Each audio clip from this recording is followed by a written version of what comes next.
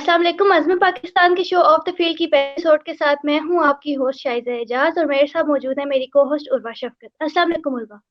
वालेकुम सलाम। आज के जो हमारे मेहमान हैं वो बहुत जाने पहचाने क्रिकेट कमेंटेटर हैं और स्पोर्ट्स एंकर हैं। उन्होंने पीटीवी और के2 टीवी के साथ काम किया और करंटली वो काम कर रहे हैं क्रिकविक और एफएम 98 दोस्ती एफएम 98 के साथ। अस्सलाम वालेकुम and welcome to the show Ahmad. जी वालेकुम शायजा, आपको भी और वाह आपको भी। वालेकुम सलाम। अच्छा, तो हम शो का आगाज करते हैं एक बहुत बुरी खबर के साथ। अनफॉर्चुनेटली बाबर आजम इंजर्ड हो चुके हैं और वो टी20 मैचेस नहीं खेलेंगे क्योंकि डॉक्टर ने उन्हें 12 डेज का रेस्ट कहा है। तो आपको क्या लगता है इसका टीम पर क्या फर्क पड़ेगा? जी काफ़ी फ़र्क पड़ेगा क्योंकि बाबर आज़म ना सिर्फ़ हमारे कैप्टन हैं बल्कि एक हमारे बहुत ही रीढ़ की हड्डी की हैसियत रखते हैं हमारी बैटिंग लाइनअप में और उनका रिकॉर्ड आप सबके सामने है, कितने शानदार और कंसिस्टेंट प्लेयर हैं।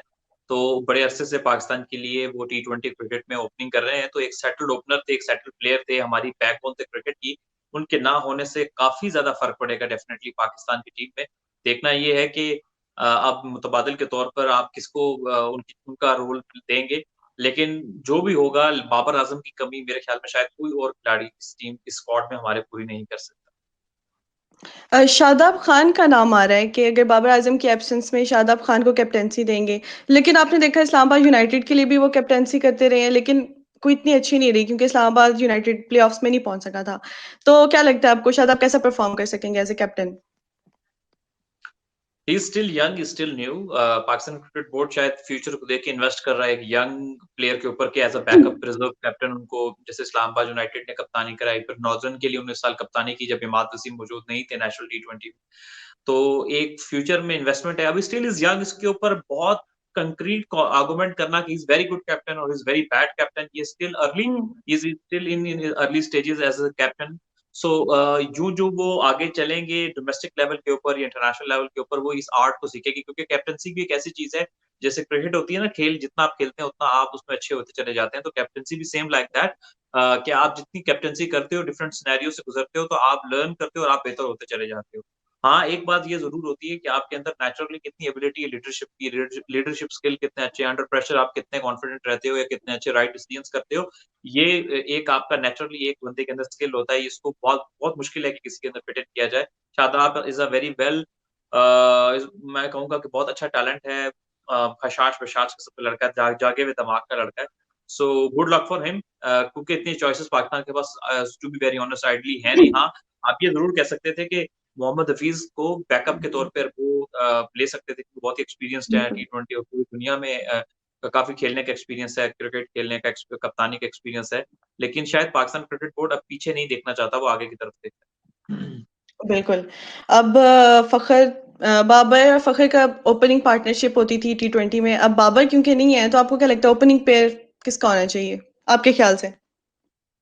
देखिए, एक लड़का है आपके पास स्क्वाड में जो मैंने पहले भी कहा बाबर आज़म की कमी तो कोई पूरी नहीं कर सकता, लेकिन एक लड़का ऐसा है जो kind of a role play कर सकता है, वो अब्दुल्ला शफ़ीक है। हुँ। थोड़ा-सा विकेट पे रुक के मेरिट पे खेलने वाले प्लेयर हैं, टेक्निकली सॉलिड प्लेयर हैं, अच्छे प्लेयर हैं। मेरी कुछ अर्सा कबल जो हमारे हेड कोच मिसबाह हक उनसे मुलाकात हुई थी, वो भी उनकी क्रिकेट काफ़ी तारीफ़ कर रहे थे कि बड़ा अच्छा प्रोस्पेक्ट है पाकिस्तान के लिए। सो मेरे ख्याल में उनको एज़ अ ओपनर मौका मिलना चाहिए। और मेरे ख़्याल में अगर रिज़वान को वो ओपन कराते हैं, जो कि खबरें गर्दिश कर रही हैं, तो वो कोई इतनी अच्छी चॉइस नहीं है। देखें, डोमेस्टिक में ओपन करना और इंटरनेशनल में ओपन करना में बड़ा फ़र्क होता है। इंटरनेशनल क्रिकेट बिल्कुल। इंटरनेशनल होती है, फिर आप न्यूज़ीलैंड जा रहे हैं खेलने के हुँ, लिए हुँ। और वहाँ उस तरह का एनवायरनमेंट होता है। तो मेरे ख़्याल में आपके पास जब एक हैदर अली जैसा ओपनर मौजूद है, आप उनको वन डाउन तब खिला रहे थे जब बाबर आज़म होते थे, आपके पास स्लॉट नहीं थी ओपनिंग में। अब तो ओपनिंग में स्लॉट है। तो मेरे ख़्याल में बेस्ट डिसीज़न ये है कि आप हैदर अली और अब्दुल्ला शफ़ीक की ओपनिंग कराएँ। हैदर अली क्योंकि फ्लुएंट प्लेयर हैं, मारते हैं, प्रॉपर उनके पास ज़्यादा अटैकिंग शॉट्स हैं ताकि पहले हुँ। 6 ओवर में वो दायरे का फ़ायदा उठाएँ और Abdullah Shafique as anchor role play करें, जो बाबर आज़म प्ले करते थे। डिसेंट स्ट्राइक रेट के साथ एक तरफ से विकेट होल्ड करें और साथ में जहाँ मौका मिले बाउंड्रीज़ लगाएँ। तो might be I am wrong but Rizwan के साथ ओपनिंग पे जाना मुझे कोई टी20 फॉर्मेट के हिसाब से इतनी कोई ये अच्छी चॉइस नहीं लगता। हुँ, हुँ। ठीक है। इसके अलावा हम बात करेंगे शोएब मलिक की। शोएब मलिक वैसे तो एवरेज परफॉर्मेंस दे रहे थे लेकिन कल लंका प्रीमियर लीग के फाइनल में उन्होंने बहुत अच्छी परफॉर्मेंस दी है और इसके अलावा उन्होंने अपनी टीम को मैच भी जितवाया और मैन ऑफ द मैच भी रहे हैं। तो आपको क्या लगता है कि इंग्लैंड वर्सेस पाकिस्तान जो टूर्नामेंट है उसमें वो अपनी जगह बना पाएंगे इस परफॉर्मेंस को अगर देखा जाए इसके हवाले से?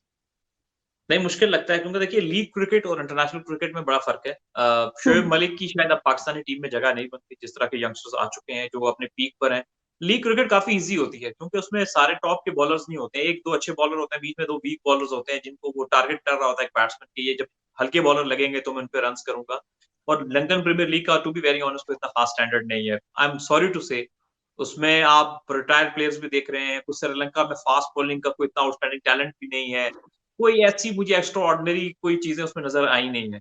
तो बस इस तरह के जो प्लेयर्स होते हैं वो अपने करियर के इस स्टेज के ऊपर लीग क्रिकेट में ठीक खेलते हैं, लीग क्रिकेट में सही है। मोहम्मद इरफान भी अभी तक खेल ही रहे हैं fast ball, good for him, definitely credit उनको जाता है। लेकिन मेरे ख्याल में इस अब उनके लिए जगह बनाना पाकिस्तानी टीम में मुश्किल हो जाएगा, क्योंकि आप देखें अब्दुल्ला शफीक आ गए हैं, जिशान मलिक बहुत अच्छे परफॉर्मर है, बैकअप के ऊपर हैं, फिर हैदर अली टीम के अंदर आ गए हैं, इफ्तिखार अहमद ने भी सेंचुरी कर दी है, वो बड़े अच्छे टेक्निकली प्लेयर हैं, खुशदिल शाह हैं, काफी नाम हैं। तो मेरे ख्याल में शोएब मलिक की अब जगह बनना मुझे मुश्किल है। तो शोएब मलिक की फिर रिप्लेसमेंट क्या देख रहे हैं आप? अब देखें शोएब मलिक ने रिटायर होना है, फिर हफीज है हमारे पास, इनकी रिप्लेसमेंट में कौन से यंगस्टर्स देख रहे हैं आप? आपकी नजर में ऐसे कौन से लोग हैं जो इनकी जगह लेंगे?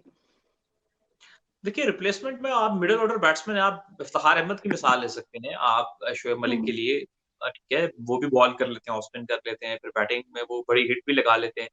आपके पास बड़े नए यंगस्टर्स आ रहे हैं, इतने लड़के हैं आपके पास, टैलेंट बहुत है। देखिए शोएब मलिक भी एक, मुझे अभी भी याद है जब मैं छोटा था, तो शोएब मलिक ने जब अपना पहला एक रोजा मैच खेला था 1999 में, उस वक्त वो भी बच्चे थे, उनको भी मौका दिया गया था, वो भी बड़े साल लगे, डेवलप हुए। पहले off spin as off spinner आए थे और बाद में एज अ बैट्समैन बन गए। ठीक है, फिर ऑफ स्पिन उन्होंने आहिस्ता-आहिस्ता उनके एक्शन पे बैन लगा था 2005 में, फिर उन्होंने ऑफ स्पिन कम कर दी, फिर एक्शन चेंज किया था उन्होंने। तो आप डेवलप नहीं करेंगे तो फिर कोई डेवलप नहीं होगा। तो काफ़ी आपके पास ऑप्शंस बहुत सारे हैं, जो कम ऑप्शन नहीं है आपके पास बीच में। मोहम्मद हफीज़ आई थिंक एक इनफ एक्सपीरियंस प्लेयर है मिडल में आपके पास, जो जिनकी फॉर्म बहुत अच्छी चल रही है टी20 क्रिकेट में, जो परफॉर्म भी कर रहे हैं। सो उनके पास शॉट्स भी ज़्यादा अच्छे हैं। तो आपके पास बाकी बीच में इफ्तिखार हैं, खुशदिल शाह हैं, मिडल में मोहम्मद रिजवान बैटिंग कर सकते हैं, और आपके पास अभी आपके पास अब्दुल्ला शफीक आ गए हैं। सो टू मेनी ऑप्शंस, आपके पास ऑप्शंस की कमी नहीं है इस वक्त मिडल ऑर्डर में। सऊद शकील हैं, नए यंगस्टर, अभी ठीक है पाकिस्तान को अभी खिलाया नहीं है लेकिन पोटेंशियल प्लेयर्स हैं। तो हुसैन तलत हैं, तो काफी लोग हैं अभी आप।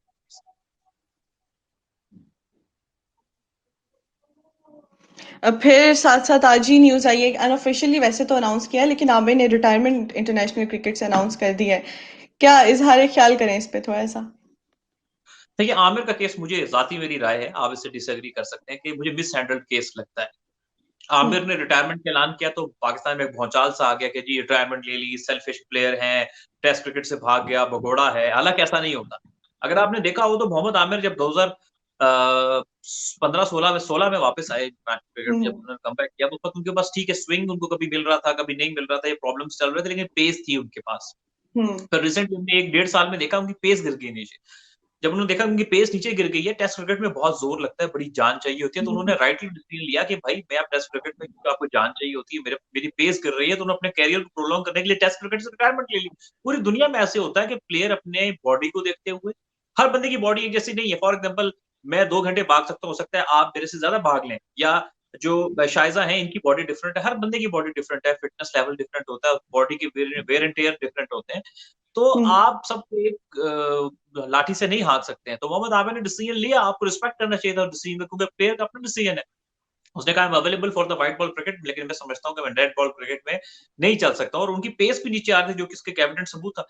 फिर व्हाइट बॉल क्रिकेट में वो बहुत ज़्यादा इफेक्टिव रहे हैं, स्पेशली वर्ल्ड कप में उनकी परफॉर्मेंस देख लें, बहुत अच्छी है। अभी टॉप 10 में वाहिद पाकिस्तानी फास्ट बॉलर है वनडे क्रिकेट में। ठीक है, टी20 में लोग कह रहे हैं जी आखिरी 10 टी20 में 7 मैचेस हैं, आपकी एक सीरीज अच्छी ना जाए टी20 क्रिकेट में तो आपके स्टैट्स बुरे लगने लगते हैं। लेकिन ओवरऑल आपको पता है कि वो बहुत इकोनॉमिकल बॉलर है, बहुत अच्छे बॉलर है, नया बॉल स्टिल जितनी भी पेस है कर लेते हैं, चेंज ऑफ पेस बहुत अच्छा है। हुँ। मैं अभी भी ये समझता हूँ कि मोहम्मद आमिर को मिसहैंडल किया गया है। इन अ सेंस ठीक है, ये एक जज़्बाती फैसला है मोहम्मद आमिर का रिटायरमेंट लेने का, स्टिल उसमें क्रिकेट बाकी है, वो इतने बुड्ढे नहीं हो गए कि वो अभी से रिटायरमेंट ले लें। ये जज़्बाती फैसला है मोहम्मद आमिर का, उनको कंसीडर करना चाहिए, रिकंसीडर करना चाहिए।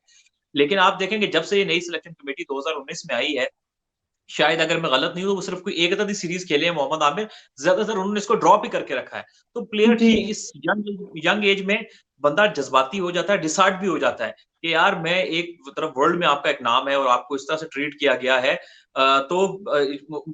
जहां पर आप अगर आमिर को कहते हैं कि आप कंसिस्टेंसी नहीं है या कहीं किसी एक फॉर्मेट में थोड़ा सा लैग कर रहे हैं, तो वहां पर पाकिस्तान क्रिकेट बोर्ड ने भी कोई इतना अच्छा नहीं हैंडल किया उनका केस। अगर ये तब होता ना कि 2-3 सीरीज खिलाते उसमें बिल्कुल परफॉर्म ना कर रहे होते और फिर आप ड्रॉप करते तो फिर जस्टिफाइड भी होता। एग्जैक्टली। लेकिन जिस तरह से इन्होंने टोटली आमिर को ड्रॉप करके रखा है, तो डेफिनेटली आमिर भी उन्होंने भी एक बहुत हार्श और सख्त डिसीजन लिया है ये रिटायरमेंट का लेके। लेकिन again I will say that कि अगर आमिर के एंड से कोई कसूर है तो कसूर पाकिस्तान क्रिकेट बोर्ड की जानिब से। बिल्कुल, बिल्कुल, सही कह रहे हैं आप। अच्छा, going towards the end of the show, आपसे थोड़ी-सी मिमिक्री वो करवाना चाहेंगे जो आपकी बहुत वायरल हुई थी वीडियो।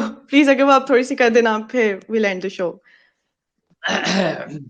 जी, वो कहते हैं कि बेटा क्या कह रहे हो? एकोल है? सकून है आपको? मिर्चें क्या लगी हुई हैं? कभी इधर द्वैक-द्वैक करते हो, कभी उधर द्वैक-द्वैक करते हो, कभी इस कोने में बैठ जाते हो, कभी उस कोने में बैठ जाते हो, कभी इधर पलमते हो, कभी उधर पलमते हो।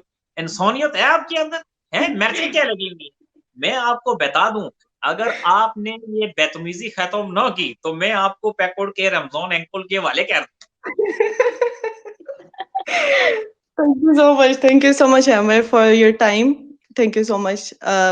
Thank you to all the audience for watching it, and Allah Hafiz. Allah